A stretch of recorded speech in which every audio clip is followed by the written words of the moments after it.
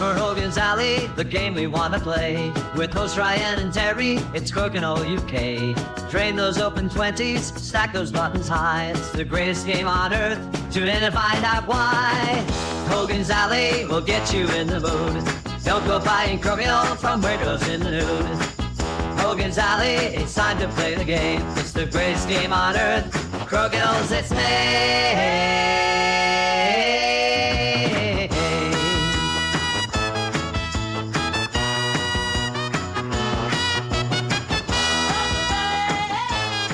Good morning, good evening, good day, good afternoon, whatever time of day it is where you are and wherever in this big one Crokinole world you are.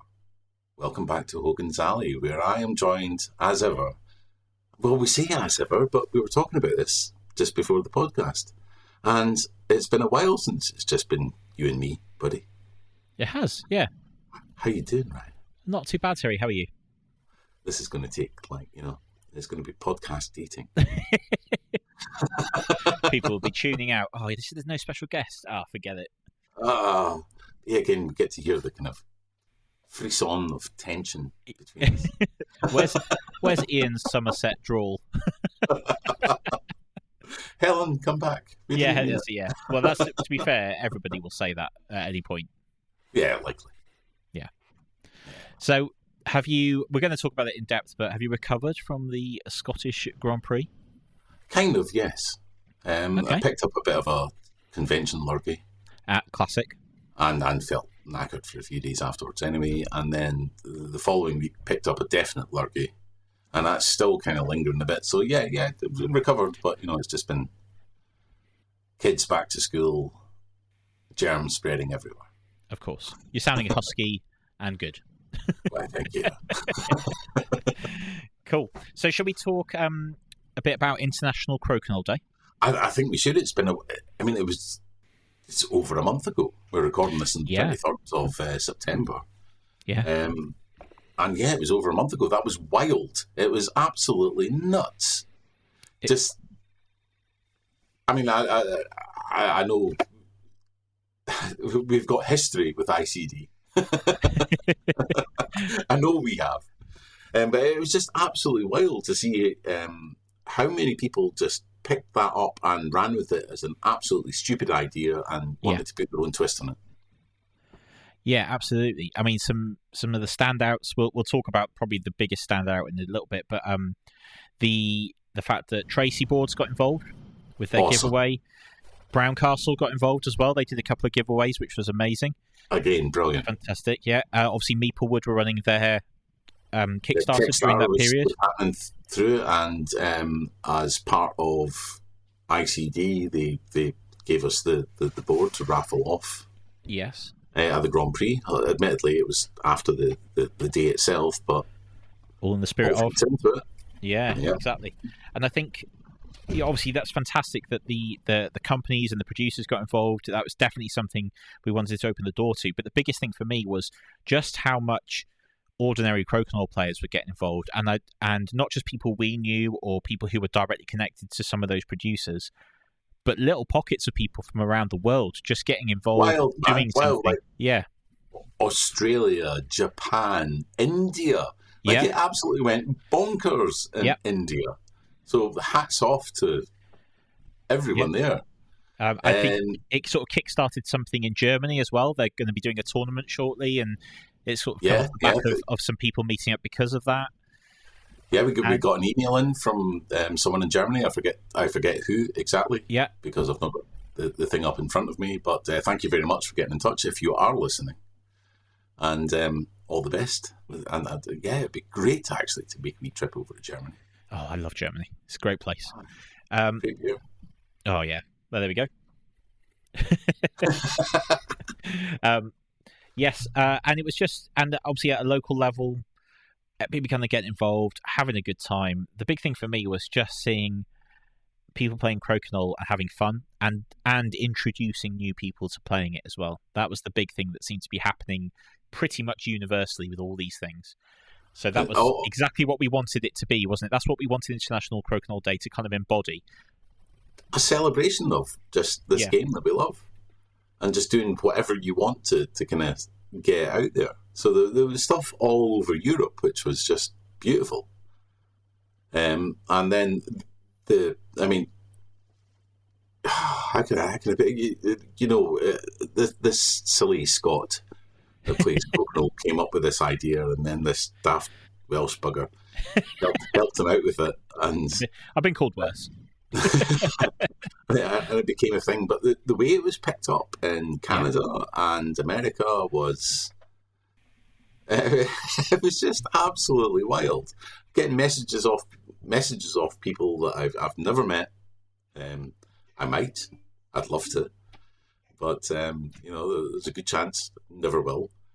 And just so good, so good.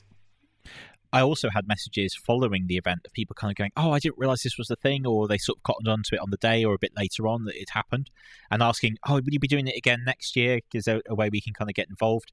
So, I mean, I guess we just lay it out now. It's going to be August the 20th again next year, isn't it? It's August the 20th. Yep, it just Perfect is now. Game. Just is. The perfect game. Exactly. What did you get up to on ICD? So, I, with my friend David, did a silly little tour around 5 of the major castles in North Wales, and we played Crokinole in front of or next to them, which was fun. And I'm very fortunate to live in obviously a beautiful part of the world, and it was a bit ridiculous. The weather wasn't as good as they promised, but it wasn't bad. Trying to find level ground at 800-year-old castles is interesting. I posted a little video, actually. You can see us kind of curling the buttons into the centre because there's just no way of us kind of getting everything straight, and just didn't have time either to do so. And then in the evening, we ran a little 8-player tournament at the Carnarvon Crokinole Club, which was just a great bit of fun. We did a format where everybody played a round robin of singles, and your position in that singles order then determined who your doubles partner would be for the final bit.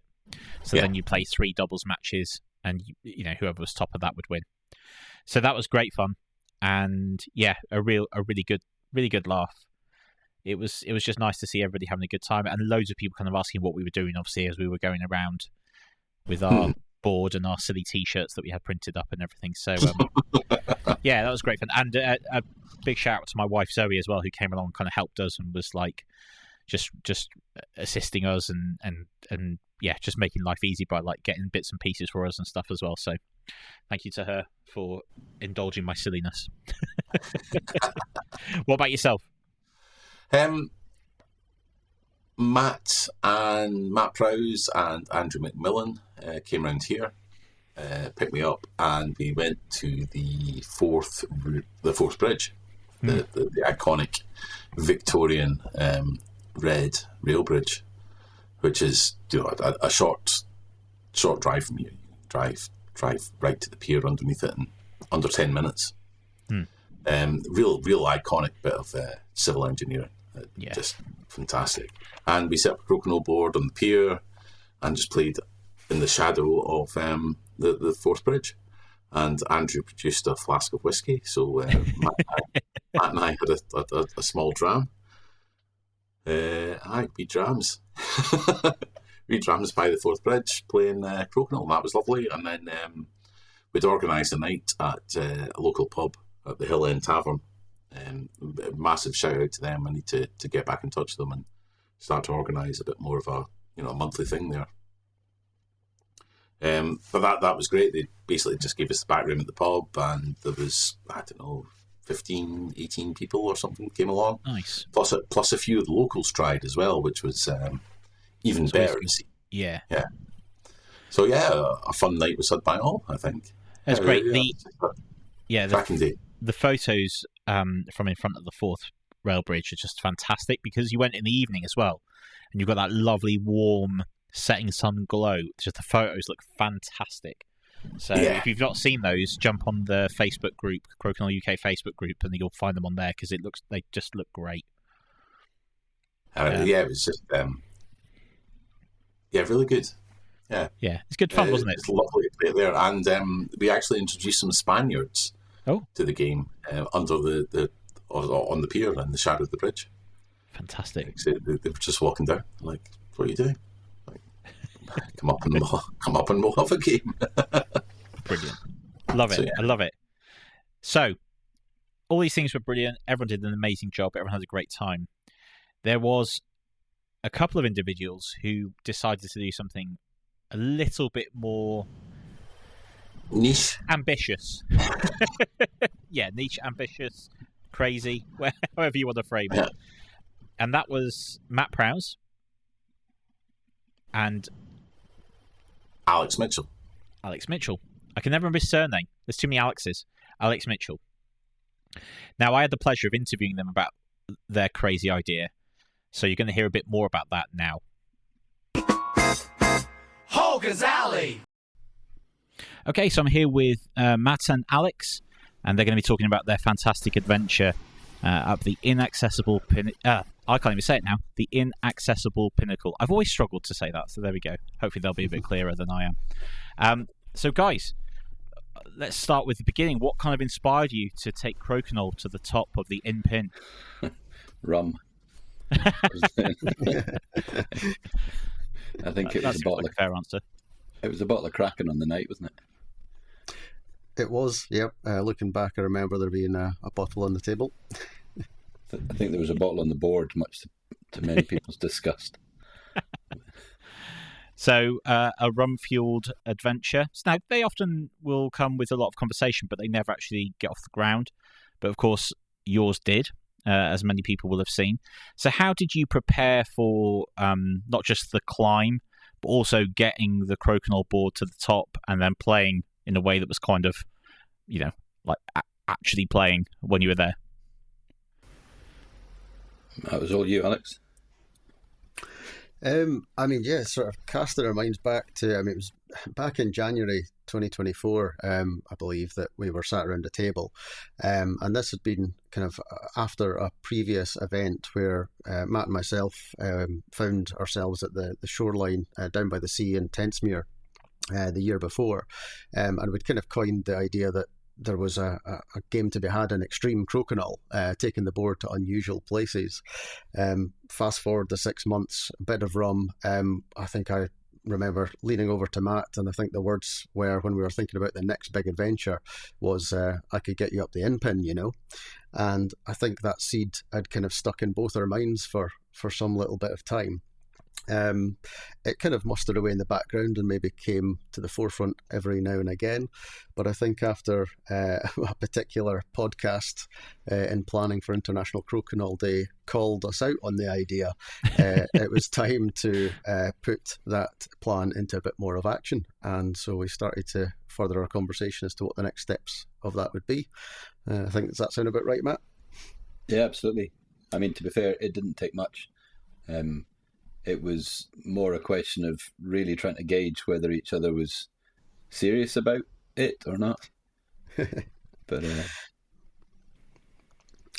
it was a great idea. So, Alex, you took more kind of care of the actual climbing part and the logistics part of that side. And then, Matt, you were more the game itself. Is that right? I carried the board. Well, you built the board as well, right? Yeah. Yeah. I had a couple of scrap bits of old board kind of knocking around, one that hadn't turned out very well, and I cut the back out of it to reduce the weight. Drilled some holes, tied some loops, added a couple of carabiners so we could secure it at the top, and then called that the mountain board. Nice. And a good mountain board it was too. The planning started quite immediately after the podcast was released, and we'd realised we were both as serious as one another, or daft as one another. And so we kind of kept looking for kind of the right weather window just around the week of August 20th. It seemed to kind of be floating around. The weather seemed good. The wind wasn't too high, because that was probably my biggest concern. Was housing what is essentially a big sail up a bit of a climb. But as we approached and we got nearer and nearer, everything looked like it was going to come together. So we booked our accommodation and set off. And it could not have come together better, regardless of the planning. The weather was stunning. The wind was just non-existent. It was such a quiet day. Going up Scourgerig and onto the in-pin, we had almost it to ourselves. Spare for a family who decided, who were staying at the accommodation with us, to come along as well. and join in the adventure. Oh, very good, very good. So, what was the kind of hardest part of the ascent then, with the Crokinole board on your back and all the other gear you needed? What was there a particularly tricky part, or I mean, you said that the conditions were perfect, which was great, but obviously it's still a challenging climb. For me, I guess, I mean, I was working hard. I was sweating. I was definitely at peak heart rate. Time and time again. The fact that we had the family with us with 2 young kids helped a lot, because they were maybe stopping kind of as often as I needed to, maybe even helping us to have slightly longer rest than we might have done. I mean, I was absolutely dripping. It was a warm day. We started off in the sun with midges, and then we kind of climbed up into a bit of shadow because the sun hadn't quite risen up over the ridge at that point, and that helped a lot. The bag and the board, never spared a thought for them. It was super comfy. It was really just hefting my weight up and wiping the salty sweat away from my eyes most of the time. So you get up towards the summit, and you've got to get the board up the impin itself, which is obviously a proper climb with ropes and everything. How did you get on with that? What challenges were faced there? And you know, once you got there, was it different to how you thought it was going to be? I mean, once we got the helmets on, I knew it was kind of real. I'd never done proper outdoor rock climbing. I'd never done a multi-pitch climb. I trusted Alex completely. I was really excited to do it, but it's quite an exposed climb up that, up the back, up the spine of the impin itself. I guess my moment kind of halfway up was when Alex had climbed the first pitch and brought me up, and to be standing there then anchored in, ready for Alex to climb the second pitch, I had a wee, not panic, but I had to have a word with myself. You know, it was... I'm sure you're glad you did. Yeah, I mean, I calmed myself down and let Alex climb on up, and knew that in 5-10 minutes I'd be there as well. But stakes were high. Like, it's quite a formidable place. Yeah. I mean, you can just tell. I'd never heard of it before until your guys' adventure. So I was looking at it, I was like, wow, okay, this is extreme. You know, in terms of, like, you mentioned about playing extreme Crokinole. But yeah, definitely, I'd definitely put this at the top level of that, for sure. Excellent. That's very good. So you get up there, and you place your board, you kind of line everything up. How did it feel? How did it feel to take that first flick at the summit? I can't remember quite who set that one off. It was, getting up onto the top. Once we got everything anchored down, I think we were just taking a minute to look around and actually realise that we'd done it. The views are spectacular, and again, on such a clear day, you could see all around you. And I think you can sort of gauge that from the footage that we managed to capture. So I think we were just in awe for a little while before we even got the buttons out to flick. That was brilliant. It took us a while to work out exactly kind of where we were going to sit, where we were going to level the board. We had to be quite conscious if there were going to be other people climbing up after us that they could get past. We ended up using the rope and a water bottle and a rucksack to kind of prop it up. We got the board levelled, gave it a wee wax, we got the rum and cokes out. It still makes me laugh that you went to all the extent of kind of getting it level. It wasn't enough just to get up there. And it's like, absolutely. Okay, well, we'll put it down. I mean, it's like the idea of taking up a mini board. It's got to be a full size board, right? And you've got to have the board level. You've got to have clipboards and pens. And Yeah, I have to say this is very much the devil is in the detail with Matt. I was quite surprised when this all started coming out the bag. I'd already kind of stripped back my rack just to kind of carry a couple of cams, hexes, just slings to keep the things lightweight, knowing what was ahead of us. And then we get up onto the top, setting up this board, and everything's coming out that bag. It was brilliant. Really made it. Yeah. Yeah, very good, very good. Were there other climbers there? Was anyone else you kind of encountered on the journey at all who were kind of like, "What are you doing?" There was a couple of climbers were coming down off the in-pin as we kind of approached, and then a new sort of couple being guided up it just as we kind of arrived at the foot. But they kind of scouted up and off quite quickly, but they hadn't really seen what we were putting ourselves in for. But no, I think afterwards we were sort of joined by people that were going along the ridge, and they come up the Great Stone Chute and come around the corner, and well, Matt managed to encourage them into a game quite quickly. This was once we were off the summit itself, though. Sure. This was it's still up on top of the mountain, still surrounded by the same stunning scenery. Yeah. And yeah, we introduced another 3 people to the greatest board game on Sky. It's kind of a nice contrast there, isn't it? Because it's kind of like you've got the dramatic element of nature, and then you've got something happening in that context that's so kind of playful, and let's be honest, in reality, a little bit silly. But that contrast is kind of what makes something like that so special. I mean, it's amazing to kind of, in terms of a feat of accomplishing it, but actually doing something a bit silly somewhere amazing. Kind of, yeah, I think that's kind of what, with International Crokinole Day, was kind of one of the things we wanted it to go for, and you guys just took it to the level where it was like just way above what we thought anybody would do. I mean, that kind of contrast was not eating me up, but I was really conscious of what we were doing, of going up onto the ridge, of doing something kind of silly or crazy with it, and how that would be perceived, and how good an idea it was, or how bad an idea it was. But at the end of the day, really, it is just an oddly shaped rucksack, and you're only going to play at the top once you've done everything else right. So it could have made a worse headline than we did. What did your family and friends think when you started telling them the idea, and as it got closer they realised you were being serious? I don't think I paid attention much. I mean, we kept it fairly close to our chest. Obviously, yourself and Terry knew that it was planning. We lied about what day we were going to go up, so that it would be a surprise even to you both.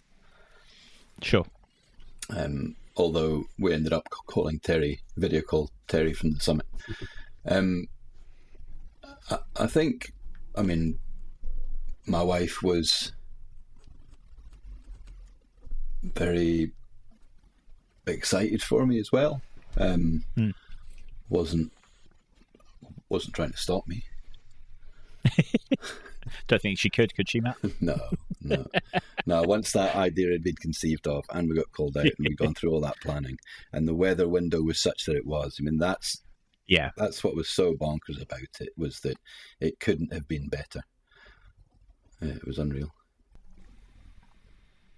How about yourself, Alex? Those around me thought it was a daft idea and looked forward to hearing how it went, because inevitably they knew we were doing it.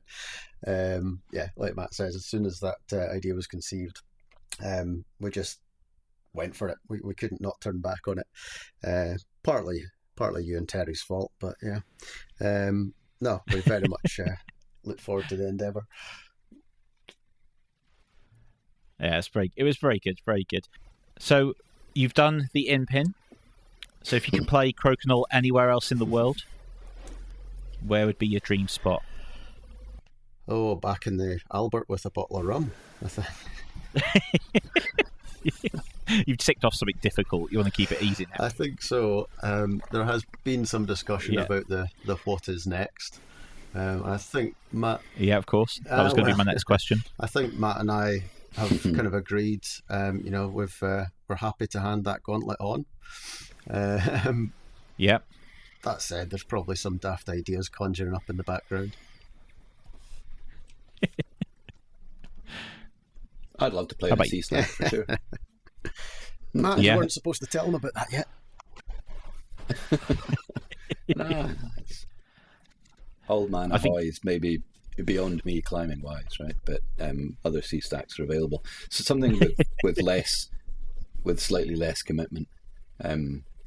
As a full day up a fairly formidable mountain range. Sure.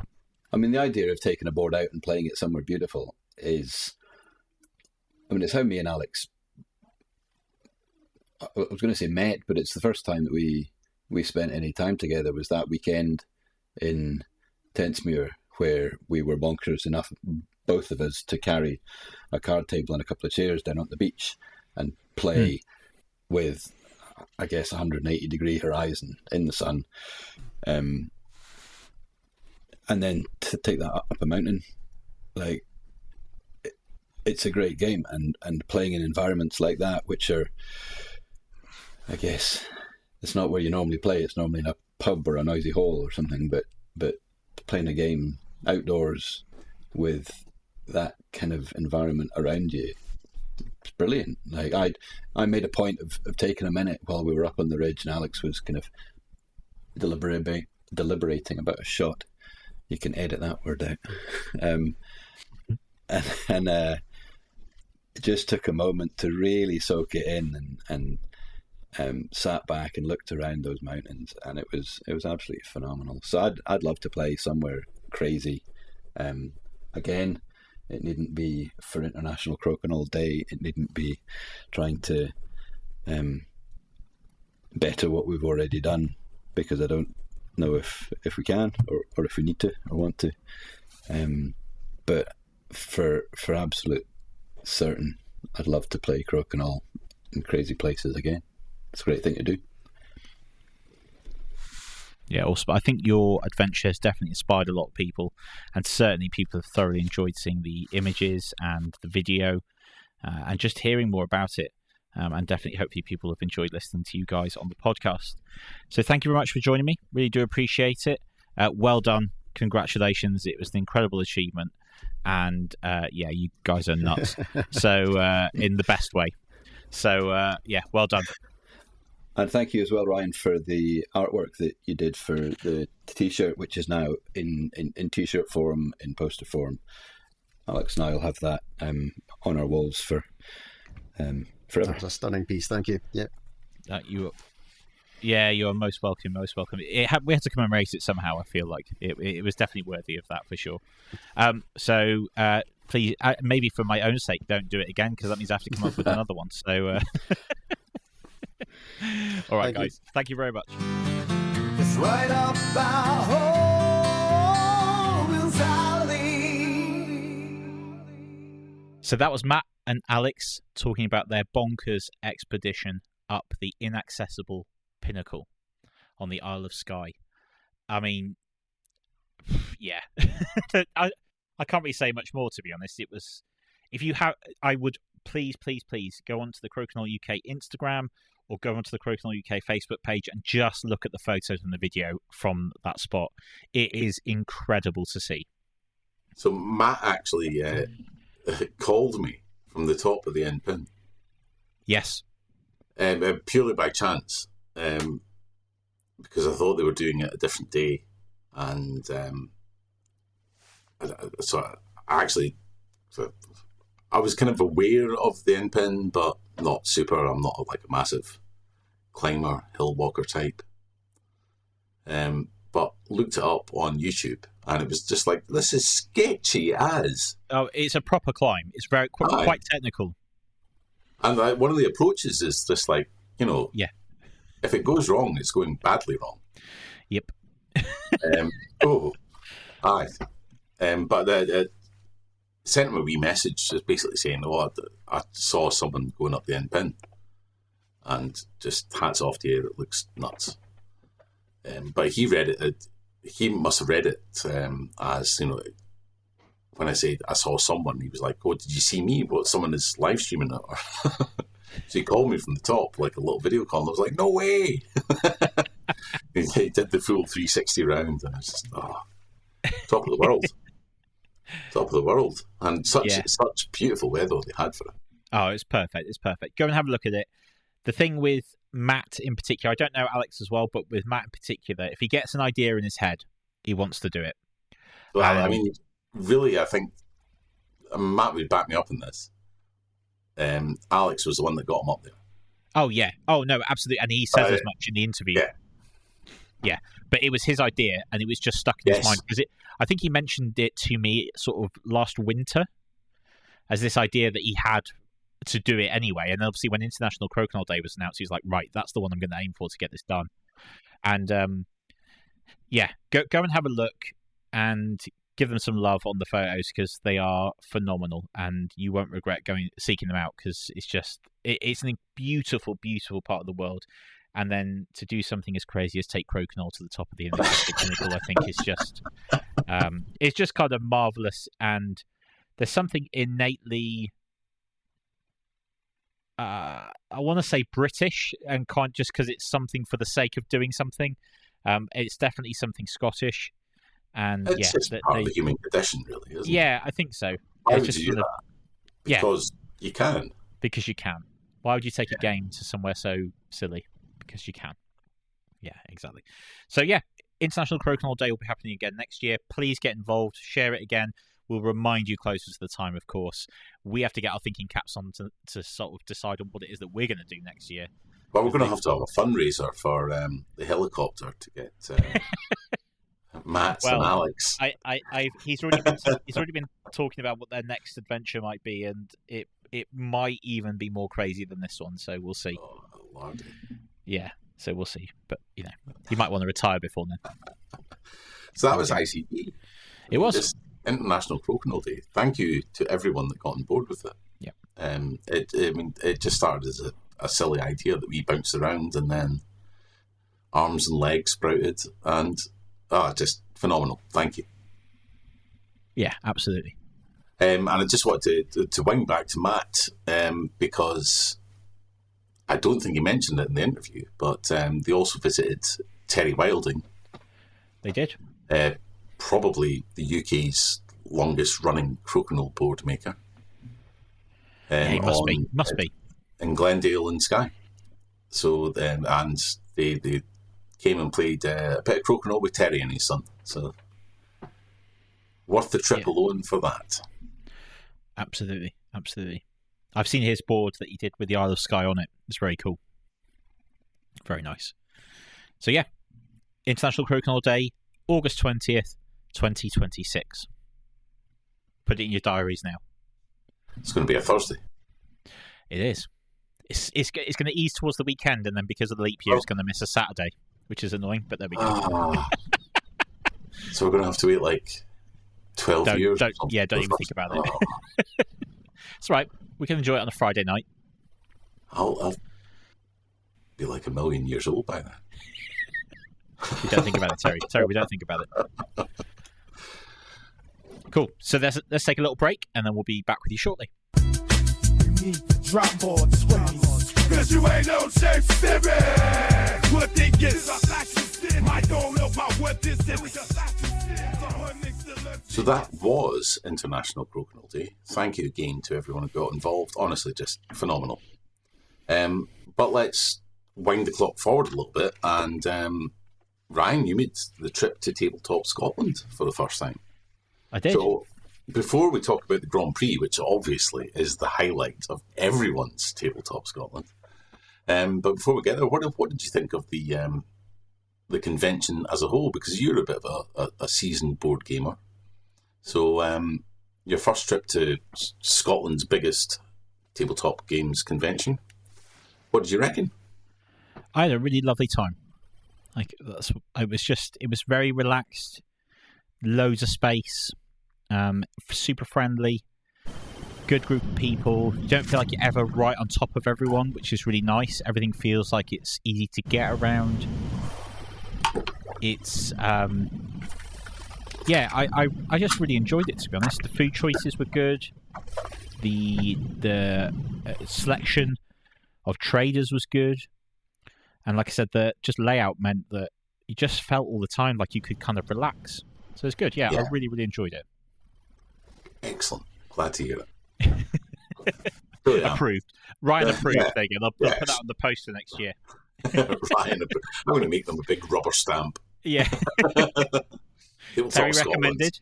Yeah, Terry Hogan's recommended. approved. Yeah. Terry recommended. Ryan approved. There you go. So yeah, no, it was really good actually, and I drove up on the Friday morning, so it was an early start to kind of get to Edinburgh before, too much traffic kind of gets on the road on the Friday, because the later in the day you leave it, the busier it gets. Yeah. So I was kind of like, am I going to get there and I'm just going to be exhausted, which I kind of was, but I kind of felt re-energized once people started coming in and there was stuff going on. It was really good. Sweet. And then, of course, the next day was everyone's convention highlight, the Grand Prix of Scotland. It was. And again, well, obviously, it would be your first attendance at Crokinole UK's premier event. Despite having me badge other things. This is the big one. So what did you make of the GP, complete with, shouts of top croaks and the jackpots that, of course, no one won again? A couple were won, weren't they, I think? Oh, no one accepted. Oh, yes, of course. It was pretty good, actually. I kind of... I was tired because, again, like long day the day before. Yep. And I kind of thought, am I going to get into this? But actually, I found my rhythm quite quickly. And again, I think just everything was kind of quite relaxed and kind of getting started. The groups were good. I quite an evenly balanced group, actually. I was looking at the scores following from each of the groups, and a couple of them were kind of runaways, but our one was quite tight. The three seeded players did get through, but it was quite a tight group in terms of points distribution, with the exception of maybe one or two who were sort of first timers. But yeah, it was really, really good fun, and it was just really nice to kind of get back into tournament Crokinole. Yeah, as much as once Expo rolled past, I was quite. If I'm being perfectly honest, I was quite glad to see the back of last season. Yeah, I know what you mean. It's been a long old slog, but yeah, it was nice to welcome it back as well. Yeah, it was kind of like last season was good, but it was like the difficult second album, kind of difficult second season, wasn't it? Kind of like, because you kind of know what you're doing, but you kind of have to hit the heights or go a bit further, which is kind of what we aim to do. And I do feel like we were mostly successful on that front. And obviously over the summer there were a couple of other tournaments we played. So I played Leicester. You came down and played Holyhead, but Holyhead was small, casual. Leicester was good fun, but it's not a tour event, and it wasn't. That, but I don't know what it was. It was just nice to get back into tournament Crokinole, and of course you get the joy beforehand of doing the flick starter, which is where people can come along and play. So you're teaching people how to play, and I'd made the decision to go at it slightly different this time, because in the past I've kind of completely burned all my energy rushing around teaching loads of people. Now I don't mind teaching people to do it, but I thought I've got to conserve my energy a bit better and not just be like 2 hours, dump all my energy, and then when it gets to the tournament, be absolutely wrecked. So I kind of just sat at one end of the table and just played whoever sat opposite me. And then if anybody sat on the table next to me, wasn't sure I would teach them, and kind of restricted myself to a little area. And that worked really, really well. It also gave me a nice chance to speak to people who I could play against, which I found that was really good fun. I really enjoyed that. So I think that was quite a good choice. Well, I have to say, again, massive shout outs to like half or more of the Crokinole UK community. You know who you are, but the James and Helen Temby, Ian Hayward, Chris Robinson, Sam Robinson, Andrew McMillan, Matt Prowse, John O'Brien, Ian Witt.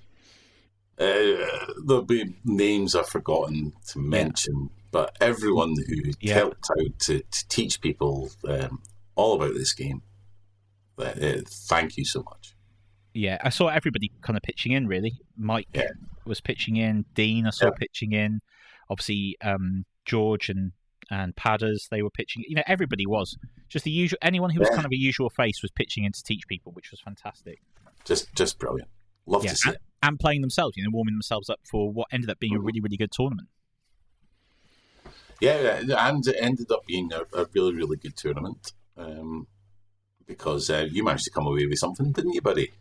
Yeah, I managed to pick up the B-Pool prize, which I was quite surprised at, to be honest. My play started off quite well. I came fourth in my group, which is probably, when you looked at the names in the groups, probably where I should have come. I wasn't far off. I think it was only 2 or 3 points behind the third place. I think if I'd snuck into the A pool, I would have massively regretted it because I think the standard in the A pool was just too high, which is testament to them as players, by the way, and including yourself in that, because the standard there was exceptional. But yeah, it got through to the B pool, which was exciting. And then we did a full round again of the 11 players, I want to say, in the B pool. I think it was, yeah. And managed to squeeze in fourth place to get into the semi-finals. And doing enough to keep it in there all day. Well, the thing is that it's just it's funny that's all you need to do. Yeah, but the funny thing was, you don't need to go crazy too early. You just do enough to keep in there. It's the little things that throw you off, though, because moments before the B pool started, I was like, I'm gonna have one drink today. I'm gonna enjoy it. It's like once everything gets settled, and Ian very kindly brought me a pint of cider. So we're getting everything ready, and I put the pint of cider down, but of course their big long tables were covered in tablecloths, and I managed to put it down right in the gap between two tables. Oh, no! So it immediately fell over and went over both my hands, like completely, and all over the floor and this chair and everything. Fortunately, it wasn't near the Crokinole boards. Oh. Anyway, the things are about to start. My hands are now covered in sticky cider, so I had to leg it over to the bathroom, wash my hands, come back, try and clean up this mess I'd made everywhere, and then sit down and play Crokinole. So for the first 2 or 3 matches, I was terrible because, of course, I hadn't just settled at all.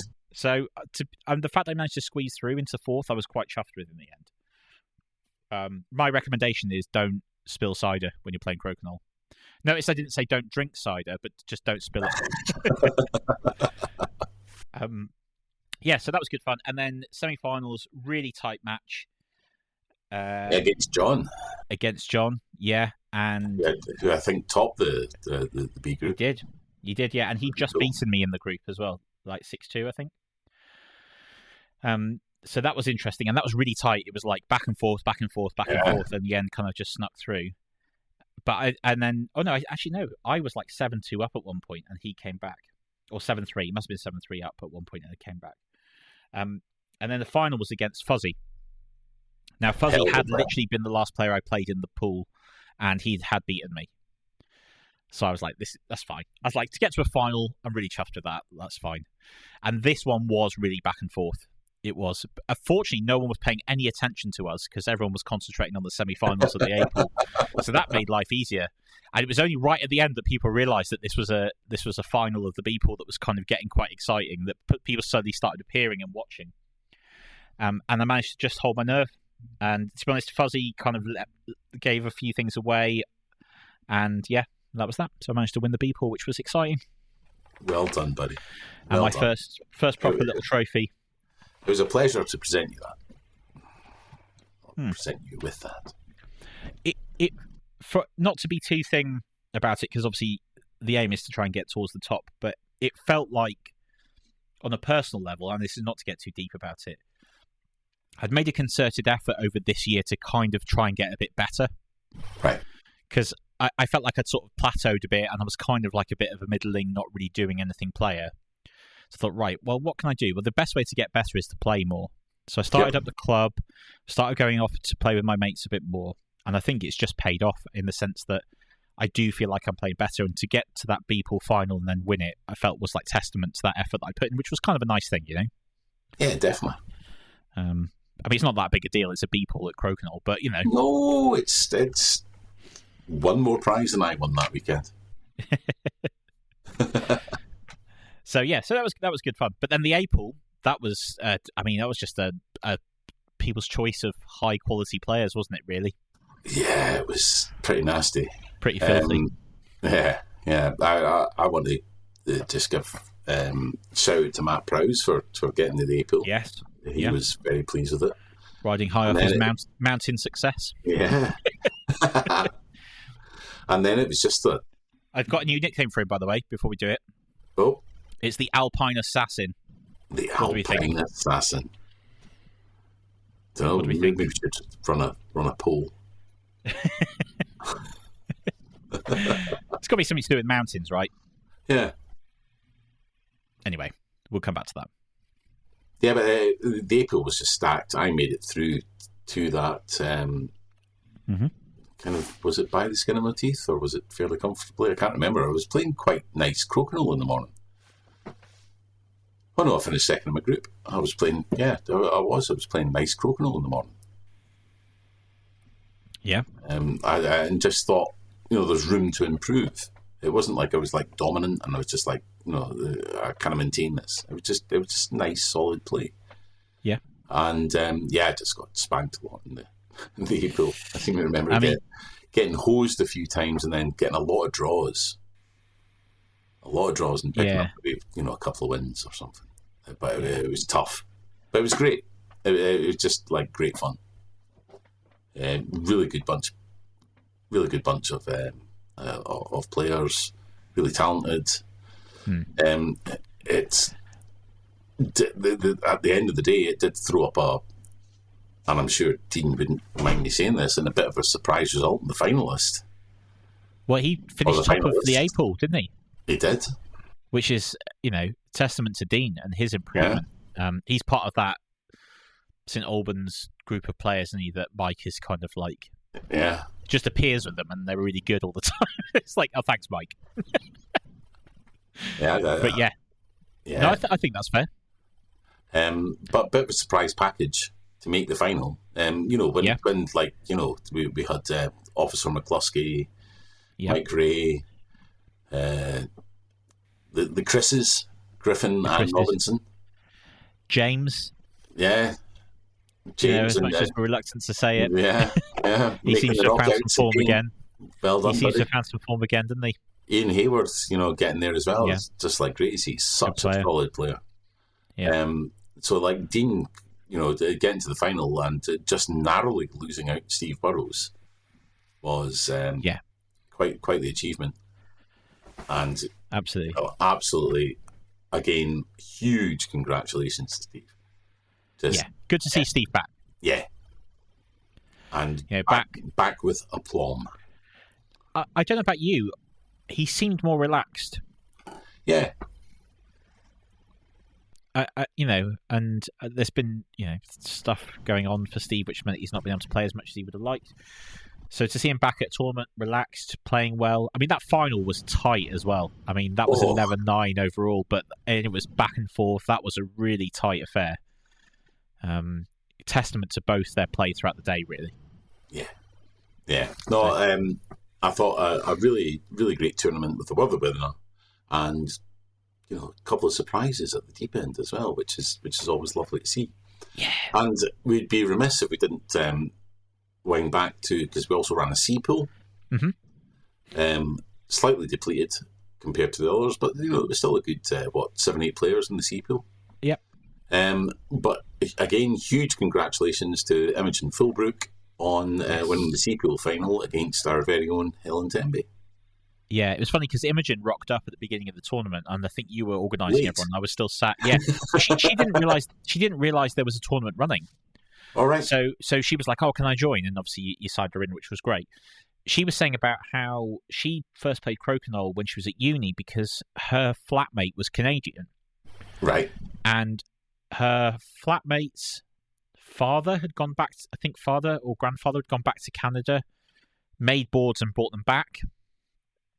But they were like proper handmade kind of jobs. And she said the board that she's got is all like wonky. It's all warped. It's like full of character and everything. And I said, if you come to another event, bring it because we want to see it. Yeah. So that was really cool. Yeah. So it's really cool to kind of hear about her story. And she was so excited to see that people were playing Crokinole there. So yeah, fair play to her in picking up that win as well. Yeah, totally. Totally. So that was the Grand Prix. We'll see another Grand Prix this season. It feels weird. Yes. Yeah. Oh, yeah. Of course. Yeah. It feels weird talking about it considering it's basically a year away. Yeah. Season 3 but it's still part of this season. Yeah. Is off and running.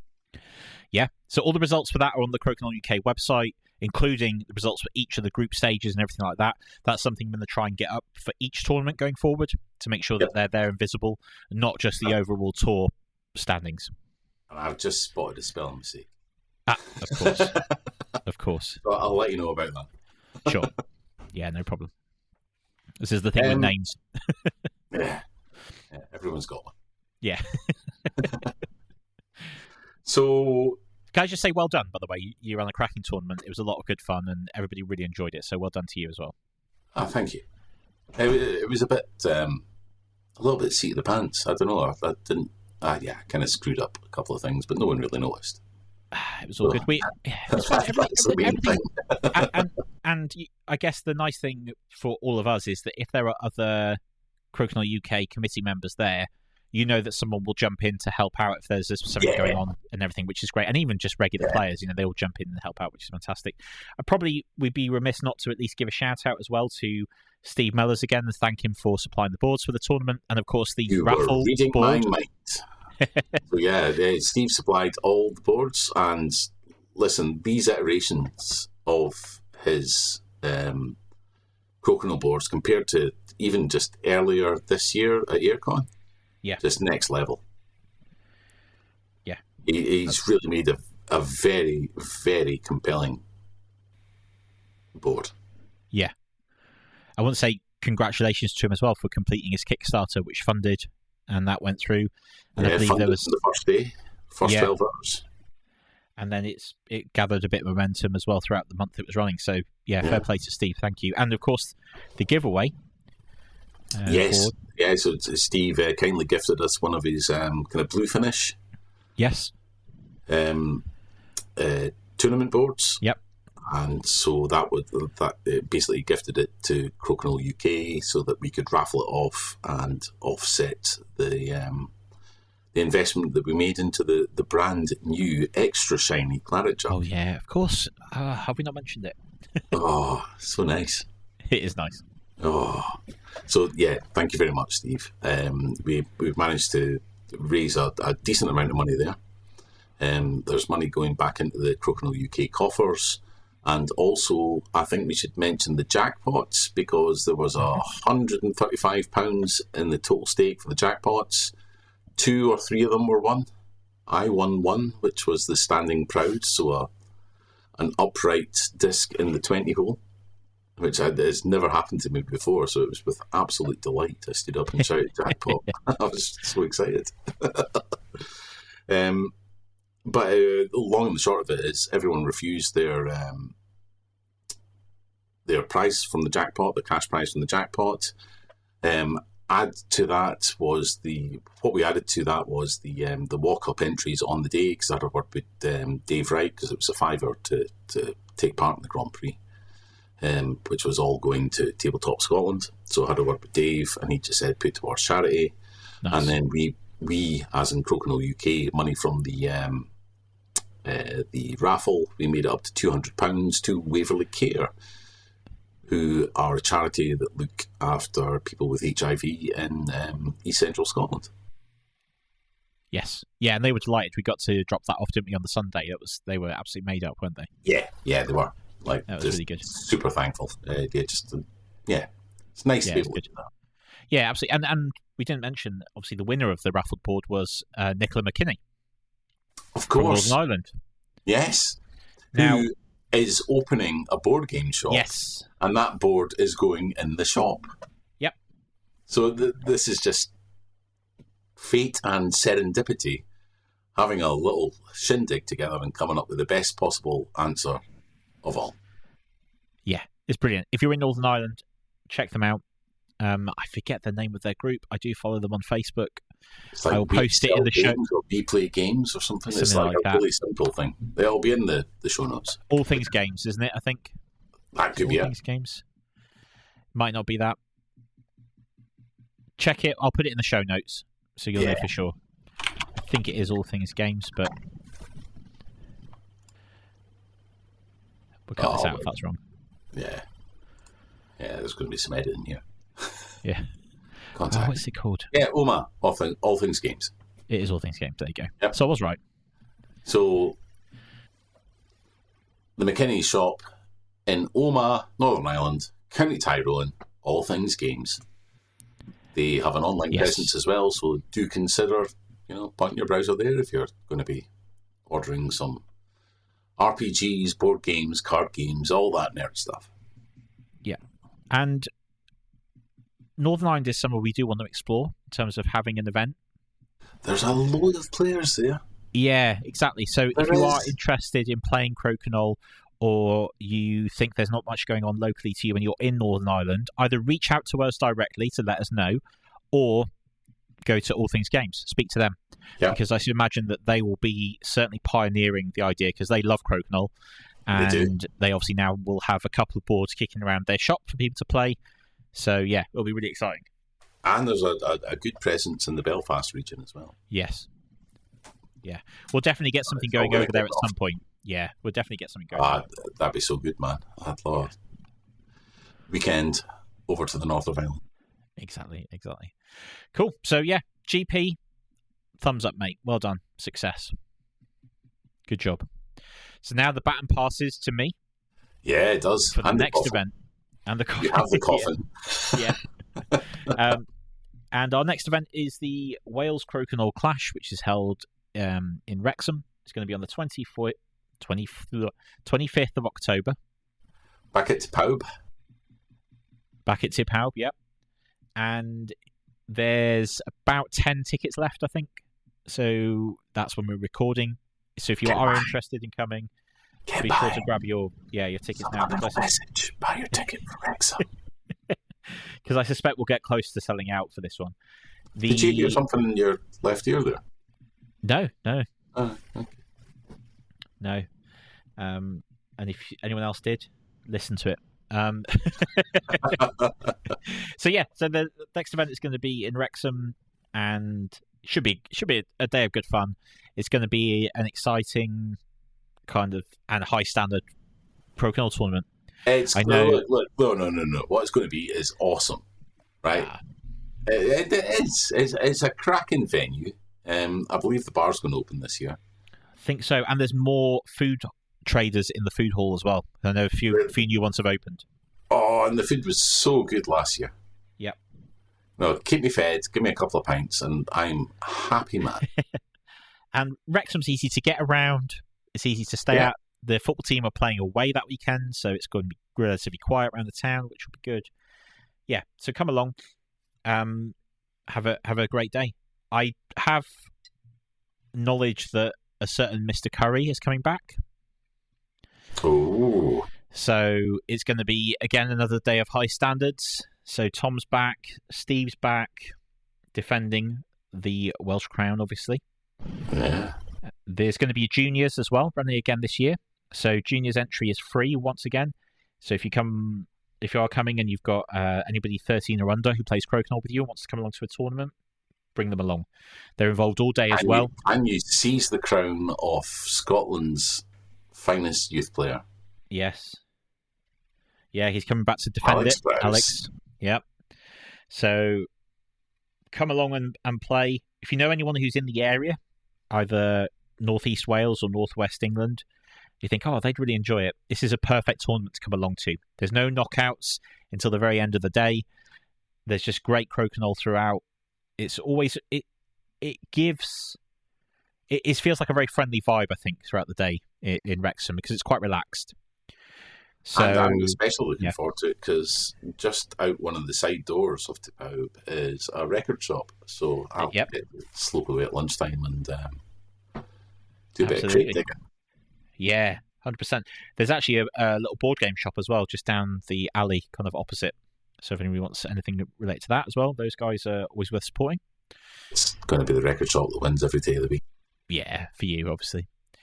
So yeah, come along, take part, and yeah, I don't think you'll regret it. I think you'll have a great time. So that's where we are in the season. Yep. We've kicked off. We've got the next one up. Yeah. St Albans is also available, the book. Yes. Tickets are available for that. You've added a couple more onto the website today. Yep. So people can start putting dates in their diaries. So it's all coming together nicely. Busy. So we might be a little bit of radio silence between now and Wrexham. Can't imagine we'll have a hell of a lot to talk about between now and then. I hope not, otherwise something's gone very wrong. Oh, yeah. Emergency broadcast. Yeah. Another news flash. What's Terry thought of now? So, yeah. Season 3, we've started. It's underway. I'm sure that it's going to have some ups, some downs, some laughs, and a hell of a lot of smiles. Absolutely. So next... Oh, no, there's one other thing I'd like to quickly mention, if that's all right. Before you go. So the Crokinole World Cup happened. Now, we're not going to go in depth on it because there's loads of stuff about it online. But that's going to be all I say. That's all I'm going to say to you is go and check out the videos, the scores, the pictures, the reviews from different people who went from all over the world to play in Hungary. Just go and have a look at them. There's nothing that we can say which will cover it. We weren't there. So just go and look at the coverage online.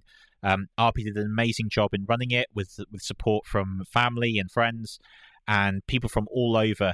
There was Japan, Britain, Spain, a lot of the Eastern European countries. The US were there. It was phenomenal, and the standard just looks unbelievable from what we've seen. So go and have a look at the coverage of it. Give support to what RP's doing there by just showing him some love because he produces great content as well. So go and give that a look. Yeah, no, that's a fair shout. And there was me saying we might not have anything to talk about between now and Wrexham, but maybe we should reach out to a couple of people that were there. Ooh, would you interviews again? I don't know. Maybe we should. Live brainstorming on Hogan's side. I know. We're such a well-oiled machine. Yeah, but massive shout out to RP for running that. Great to see. Like, it was really weird. Brandon Osborne sent me a picture, and it was basically a selfie of him, and he was playing with Chet Bohecki. Yep. I think. Might have murdered your name, Chet. Sorry about that if I have. But they were playing Sammy Nauer and Ben Haney Williams. And I was just like, this is just quite bizarre. There's like two dudes that I see quite often, though, Brandon and they're all there, but they're in Hungary. Yeah. And so, just great. I mean, shout out to just so many players, but from a selfish Crokinole UK standpoint, I would have to say absolutely hats off to Chris Robinson getting 4th place. Yeah, did really well. Yeah, it was very good. The first I found out about that was when Antonio Quaresma sent me a wee message saying, I made 3rd place. So, bravo, Antonio. Yeah, well done. There's an amazing photo as well, which is the highlight, which I think you should go looking for, which is RP's got his back turned for some reason. He's doing something, and Joe Tegeltia is leaning forwards and smiling. And it's just, you find it because it's such a great photo. And it just kind of embodies that thing of like people have gone there to have a really good time, and it looks like they really did. Football. Yeah. So go and have a look at the coverage. Like I said, there's nothing that we can say which is kind of going to tell you enough about it. But there's there's good videos starting to come out now, and there's loads of coverage from the people who were there. So just go and check it out. Yeah, I think I might have claimed Chris got 4th, but sorry, buddy, didn't quite.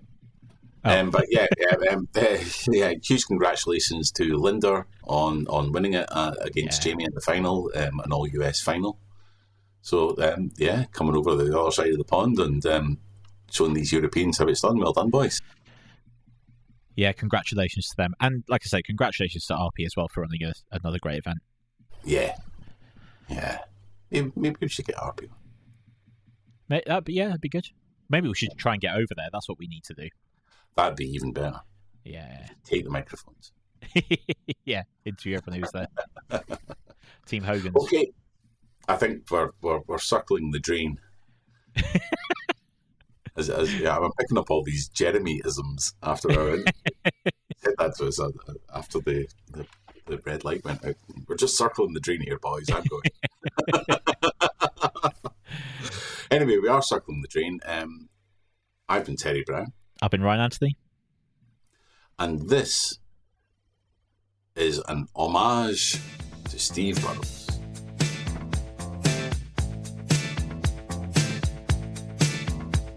His pheromones rise as he crosses the room. Steve's on the prowl, he'll be burrowing soon. Trick shots rehearsed, you won't know where to look. He thinks he's all that, but he's no Brian Cook.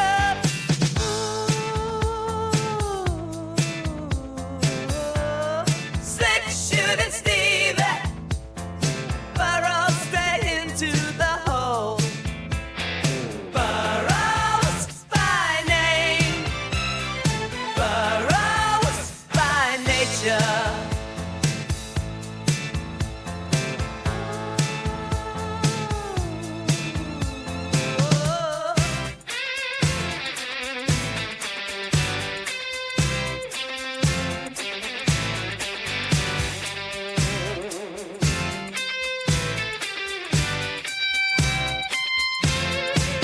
The wet silver fox has his eye on the prize, but now to-date Steve has his own big demise. He hits in 5, then just does it again. Puts down his distance, his finger, and then burrows straight into the hole. Burrows by name, Burrows by nature.